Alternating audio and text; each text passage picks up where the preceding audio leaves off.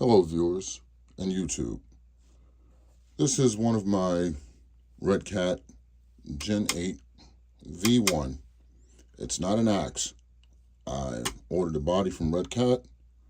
All of the options that go on it, fender, stickers, light, grill, everything that didn't come standard with the body. But nevertheless, I just obtained something for this thing that it should have had from the beginning to make it somewhat better. Hasn't been a bad truck. Like I said, I have 3 of these. This is not stock by far.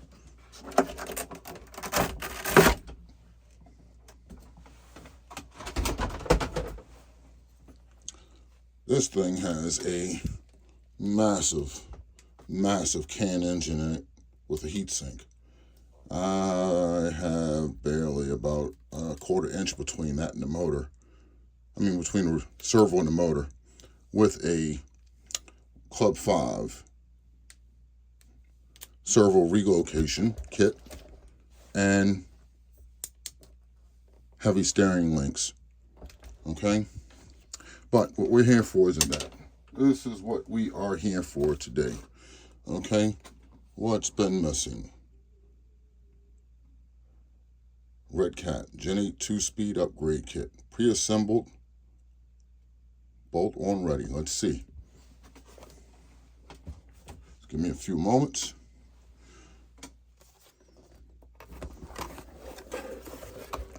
Okay, open the box up. Wonderful. QR code for the instructions. Let's chuck that. We are going paper. It doesn't disappear in 8 to 10 seconds. You know, you set it up and just go with it. It's like a book. Unless some idiot throws it away, burns it or something, books are around. They will not do what a computer will do and blink out on you, glitch and other stuff. But anyway, we're going to get started on this, okay? It's going to be a little timely, so I'm going to have to do this in sections. Bear with me, please. Okay. We have a hardware pack. All right. A lot of hardware in here. Let's see what we have. Lay it out. I like the box. I like the way it's set up in the box. Grub screw, pinion gear, little tiny plastic dog bone. Is that metal? Yep, that's a metal. For the drive shaft, that looks like that should connect to the differential, the divorce transmission. And we have the mounting parts for a micro servo, along with a servo saver and screws. Nice. So everything came in that. Some of the other kits that you get and parts you order, you don't get everything you need all the time. Let's look at this. We have the transmission. Okay. Already has the output shaft on it. Everything sounds and feels like it's spinning good. And the shift linkage. All right, we're going to have to get a motor on this thing and see what it does. Okay. Good. Okay, this is the bottom plate, chassis brace, and suspension arms, or 4-link suspension, 3-link on this truck. Suspension arm setup. Is everything bolstered, including the transmission. It has a flat bottom on it. Nice. Okay, it feels beefier than that one that was on here by far. Okay, we have the 2 skid rails, or rock rails, whatever you want to call them. This one is the one for the left side for the receiver box. And this is the passenger side. No, that was right. Just like that. Yes. All right, what else do we have in here? Updated battery tray. All right, let's get busy. See what it's going to take to do this. Okay, required tools.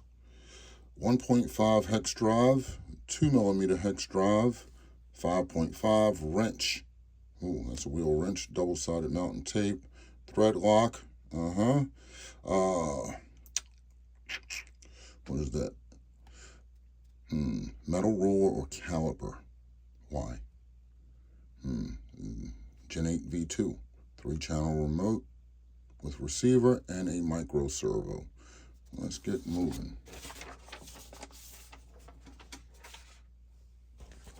Next up, we have to remove the battery tray completely, along with a lot of screws, the transmission or transfer case, and then we'll be working on the transmission. All right, the battery tray's out. This is the new one. This is the old one. See, it has red 2 on it. That's letting me know which truck I have. But anyway, so that's done. Take all of your screws from here, put them in place where they need to go, and I've noticed I am not going to be using one of the screws from the tray on the left, the old tray. Next up, transfer case. Give me a moment. Right now, we are taking the transfer case out. 4 screws. I have Phillips in here because I made my own skid plate for this thing to get rid of the lump that people complained about in the bottom. I got hung up a few times on one of my other trucks, but it wasn't that bad. But, you know, I do repairs and I make things, so I made my own heavy aluminum plate that I probably will not be using right now with this upgrade. So let's pull this out, get it out of the way, put that back in the corner, out of the way. All right, next up, we are removing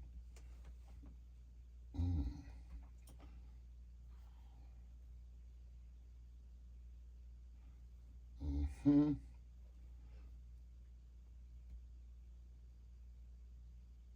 right, we have to remove all of the screws from this, the transfer plate /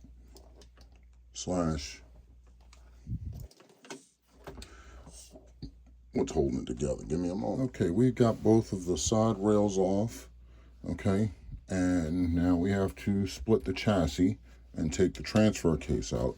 So we're going to have to take the front shocks loose. These are 110 Desert Lizard internal spring shocks, but you can see the weight of this motor. It just brings that thing straight down. So let's get that apart and get right back. All right, so we are going to be reusing all of the screws we take out of this thing. So please do not drop them. Get a powerful magnet, something to stick them on, put them back in where they came, the space they came out of, so that you don't misplace them, lose them, whatever. Yeah, it's a shame I don't think I can use that pinion gear anymore. So we're just going to put that back in there for now. Loosen this thing up. Let's get the gear back on it.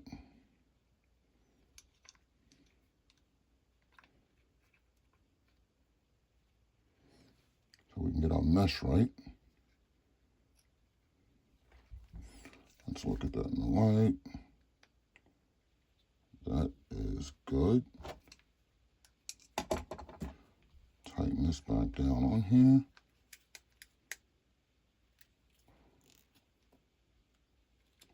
Extremely tight. And we can lock this thing in where it needs to go. We don't need it super tight, but we don't want it to be too loose. So we'll back it off just a hair.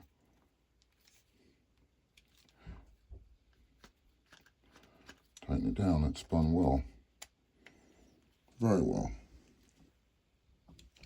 Okay, that's said and done.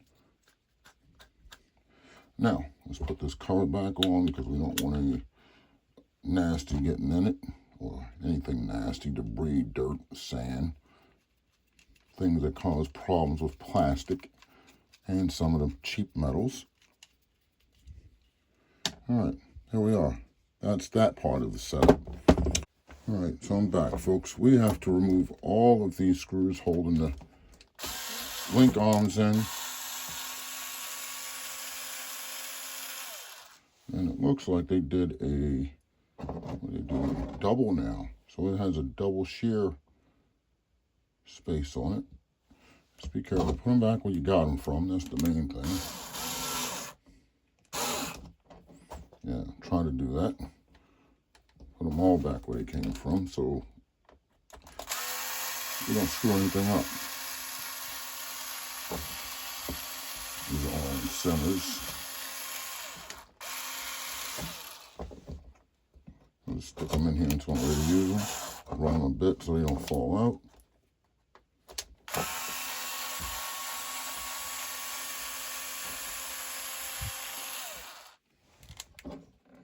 Because you're going to have to start them anyway to get them to go in. And if you're not using a battery-powered tool, you want them to go in a little easy.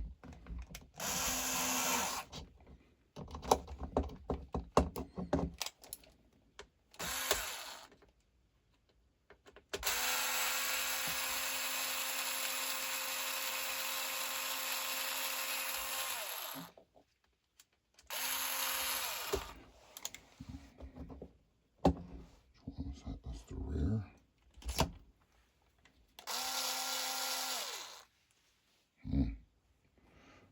Okay. All right. Now, it looks like the way they have this thing set up, this is going to be a little different. Looks like my, all right, they're going in the same spot. It looks like they have us moving the rear. Well, they're not really moving them. It's just the way they have it set up. Okay, let's get this thing out of here so we can play around with it. Okay, spread the frame. Somebody made a comment about needing a bunch of people to do this. Comes right out. All depends on what you're doing. If you know what you're doing. That came right out of there. So this is what I made. I cut out that little bump in the bottom of the skid plate. Made an aluminum plate for it. I'm not sure if that's going to fit. Oh, look at there. If I need reinforcement, or if it needs it, if I need to reinforce it, it'll fit later. That's not what's going on now. All right, so now we are going to put this thing back in. And this looks like this is going to be something. All right, so I know I have to put that in. All of these. Let's get moving on this. This video is going to be long. I don't want it long. Okay, we're starting to run some of these screws back in this lower plate to get it on. We're dealing with plastic on metal, so let's not go crazy like King Kong. Run them until they stop. Okay. What was it? That's going in the center. And that's going to be for the bottom arm. Bottom arm in the center. Come on back here, buddy.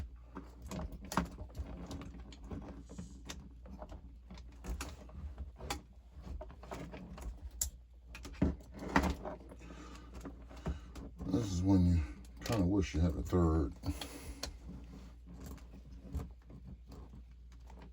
arm, you know, or not even arm, hand. Yeah, third arm. What could I do with the third arm and hand?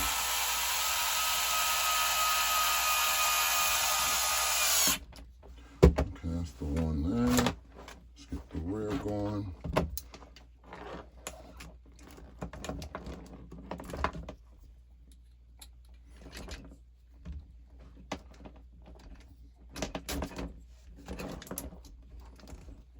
Out, line up the link, pivot ball,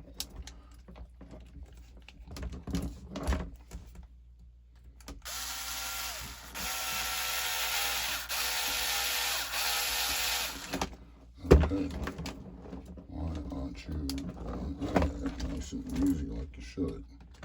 Should push through. There we are. There we are. That's that.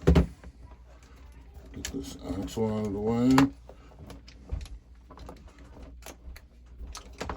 Let's get this up and flip all of these that want to go haywire back to where they need to go. So everybody can be nice and happy. Okay, now we're going to put this one in. The way they set this thing up now, like I said, we have shear points, 2 of them now instead of just 1. That's why it looked a little goofy to me. Wasn't expecting that, but it is what it is. The more bracing you have, the better it's going to be. But this is some thin plastic on this, but I don't see this thing taking that much abuse where it's located at.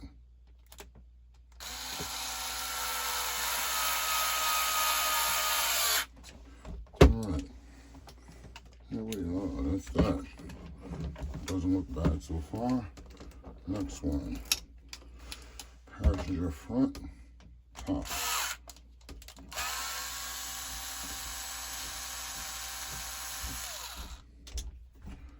My main goal with this thing, second gear, see how it runs, if it runs like I want it to.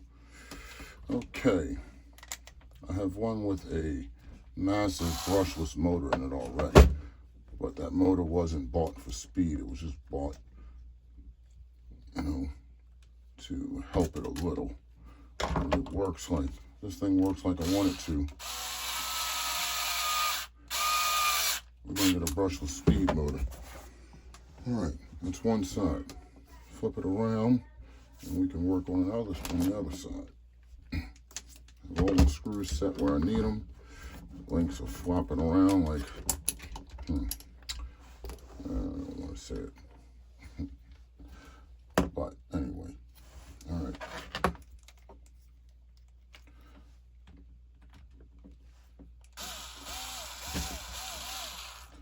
I'll go there on that. I went in the wrong spot on that one. That should have been in the middle. I'm thinking, no, it should have been in the rear. That's in the middle. This is the rear hole. So I extended this out a little to give me a little better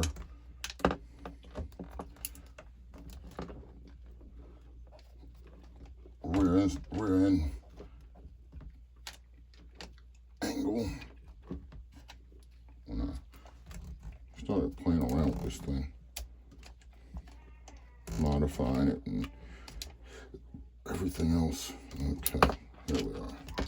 That's why you're not going, because everything wants to hang out down there in the way and fall. So let's push this up in here. Line it up. Screw in.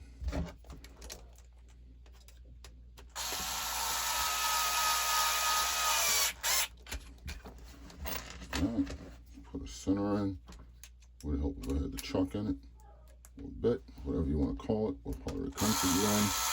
We'll call them different things.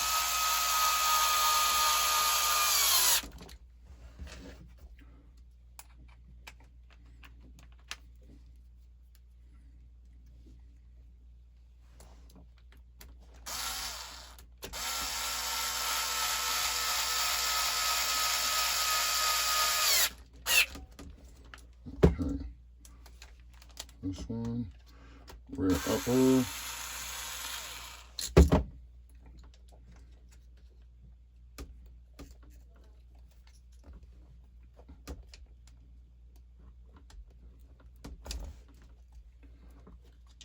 Okay, let's get in there.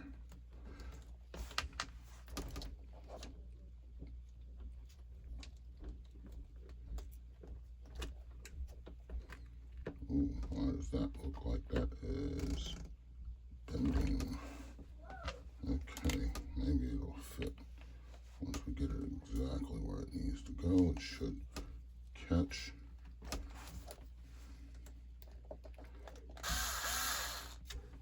Okay.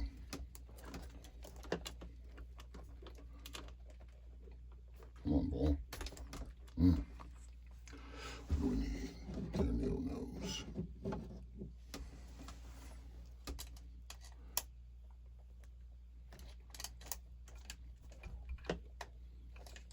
All right, so you didn't want to go that way.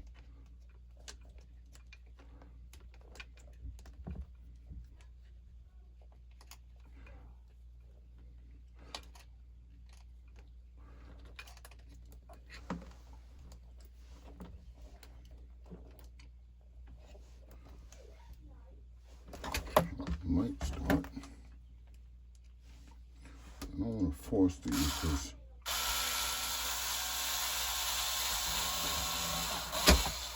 there we are.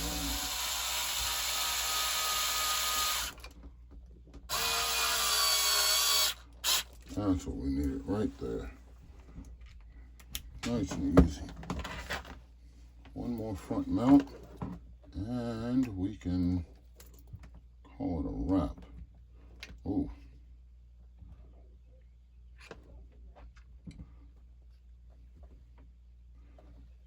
Got that and that. Why do I feel like I'm missing something? Yeah, there it is. There we are. You're hiding from me, Link.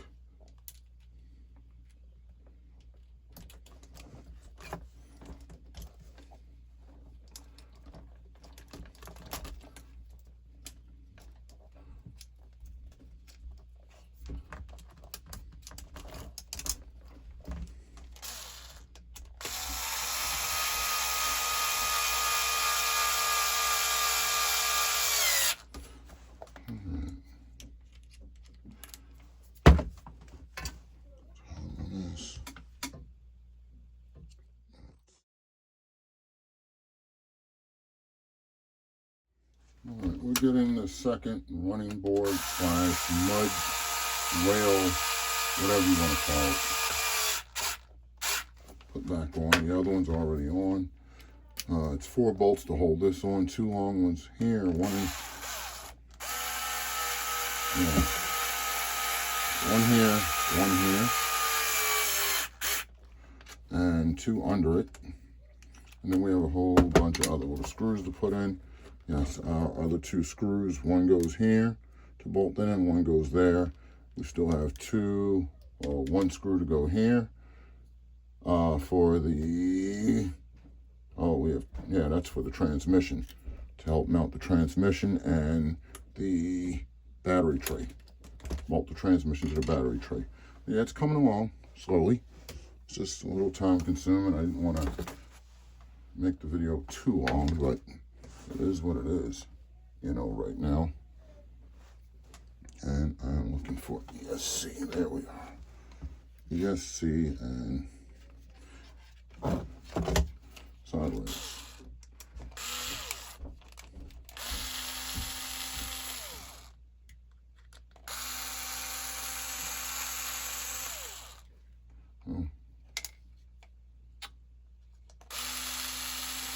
I've got to get back on to the video. I'm done with this because I believe people are waiting for another video. So anyway, thank you, Redcat, for listening and designing this.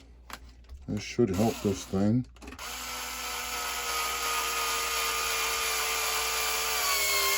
I mean, stock, I think it did 12 miles an hour. That wasn't bad. I'm not trying to make it go 50. But anyway. All right.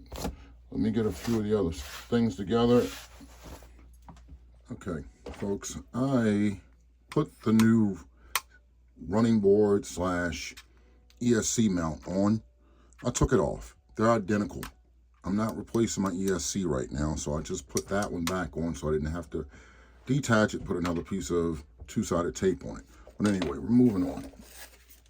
Okay. All right. I looked around. I have a bunch of micro servos.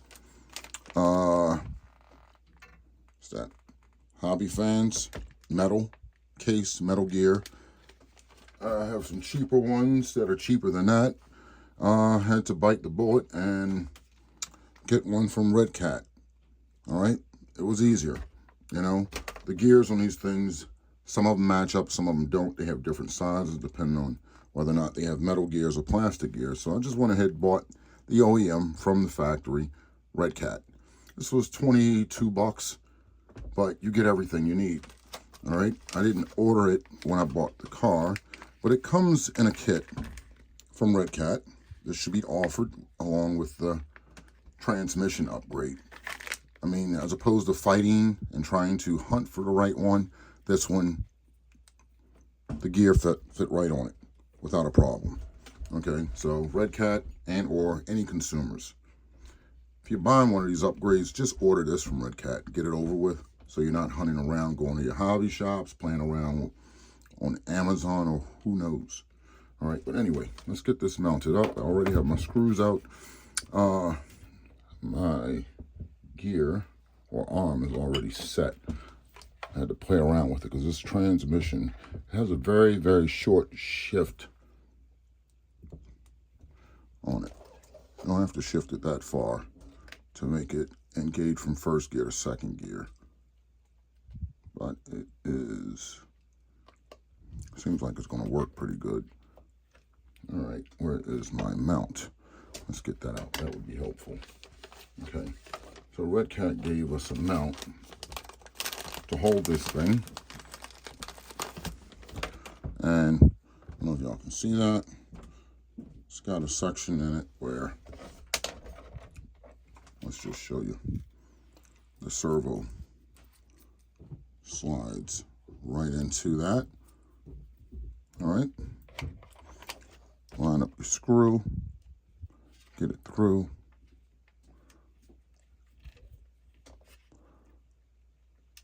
Start the procedure, mounting it down. Once it starts,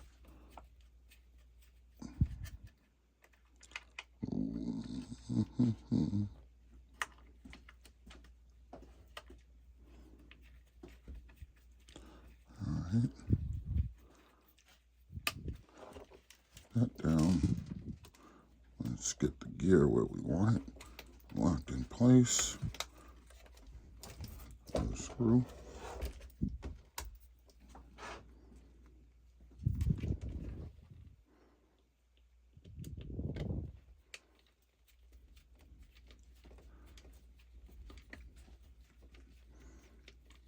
Screw that down. That locks that in place. That one's in place. Now we have everything lined up and ready to go. So the kit that I bought with the Hexfly servo micro comes with a bunch of parts, extra servo horns, so you can see them, different sizes, lengths, shapes, but we could always use them. And came with two other mounts. Let's see. Servo mount Monte Carlo is the larger one. Okay. Servo mount 6.4 and 59. Next one, servo horn. This is for the lowrider vehicles. Then you have the servo horn and screws for the Gen 9/Gen 8. Some of them take that depending on which style you have, and then spares. But anyway, so now I have a bunch of extra. So we need to, let's get into this. All right, put that in. I had to play around with my gear mesh, okay? Gear mesh was a little too tight. I was getting a little bit too much noise out of it, so I had to adjust that, okay? You don't want it super tight because you're gonna get a lot of noise anyway. All right, let's get some power so we can see how this thing actually works. All right, I'm gonna be using a Ovonic 2200 milliamp hour 2-cell LiPo that I have. I have a few of these. I like them. They're small and they do a great job. They last. I get about 40 minutes of runtime out of this little thing, as long as I'm not out trying to fly around or anything. Let's get a receiver. First off, plug that up. Channel 1.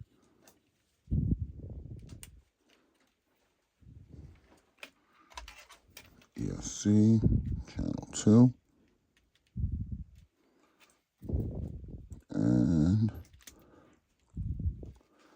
channel 3 is our shift servo. Okay, going to always take my leads so my batteries off, my car motor off whenever I'm doing anything like this. That's the last thing I want, is this thing to run off the table or something. So let's find a box or something to set this thing on so we can see how this thing actually operates. All right. So we are going to take, should have had a piece of styrofoam around somewhere. Let's find a piece of styrofoam. All right. Found a piece of styrofoam block. If you don't have a stand, put these in shipping containers, shipping boxes all the time.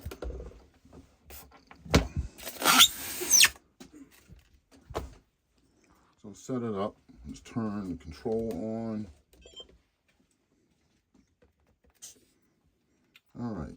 So now, here's steering function. All right. We are going to make sure we're in low gear. Plug up our motor lead so we don't have a runaway while we're working. Now we should be good to go.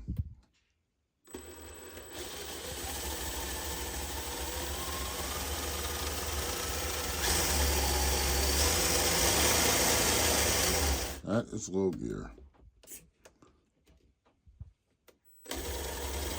This is high gear. Oh yeah. I can get tire balloon out of this thing now. This is going to be really helpful. All right. Let's see what else. All right. I have quite a few controls laying around, folks. I have an All-Star. Okay, like you'll find with some of the Kyosho ready to runs. They are nice. I have a 3-channel and a 4-channel and I believe a 6-channel. They're nice, but the channels don't operate to the point you have endpoint adjustment and some of the other functions you want. They were around $40, if that. I ended up buying this FlySky GT5. Right now, I looked at it with all the options it has. It's a no-brainer. Okay, this was what, $60.